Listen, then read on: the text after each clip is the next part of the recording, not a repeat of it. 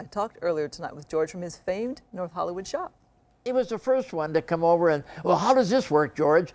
We got room to get my equipment into the back, and does the top come down? And boy, that supercharger you got now sure gives us, driving these Pontiacs were GTOs, so Did you think he was a GTO runner. A big star when you met him? I absolutely knew when he first came into the limelight, regardless of singing or as a person, just looking at him, you knew that he would be in the limelight and he would be entertaining and he would be the guy that would be more enjoyed than any of the other people. But that's because he was a meet and greet kid. He was a personality that liked to be with people. Would the Monkees be the Monkees without Davy? I would say no. David was the personality, not only in the entertaining or doing the vocals and the singing, but with the meeting the public and going on all those shows. I've been on a lot of car shows with him and different personality shows, autograph sessions. In fact, he even was with us when my daughter got married. He was the prime subject. So he's that kind of a person, the kind that you like to talk to, you like to be with. And when you heard of his death, well, how'd you feel?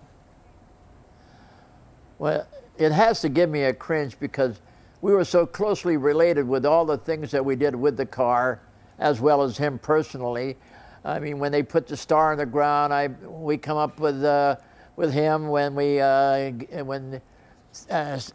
was given the key to Los Angeles. We were taking the pictures with him. How do you think he'll be remembered? He'll never be forgotten. Never, no matter where you go. We have the Monkeemobile in Michigan. It's on tour all the time, and even there right now it's getting ready to go to a show down at the in Illinois. And the first thing that everybody asked about bringing the car, can we have this as a memorabilia for Davy? I said, you can do whatever you can as a remembrance to that wonderful young man. And George says that car show will be a very lonely affair for him. He last saw Davy Jones at a car show about a year ago. I understand he just had a health exam. He got given a clean bill of health, so you just never know. 66 is way too young. And you know, I love the episode of the Brady Bunch where he went on and Marcia wanted him to come to the prom, and it was just so cute. And every girl was just so dreamy. You know, musically, they apparently, you know, from what I understand, that they weren't great musicians, but together they were quite an act. You know, and they were put together to make this TV show.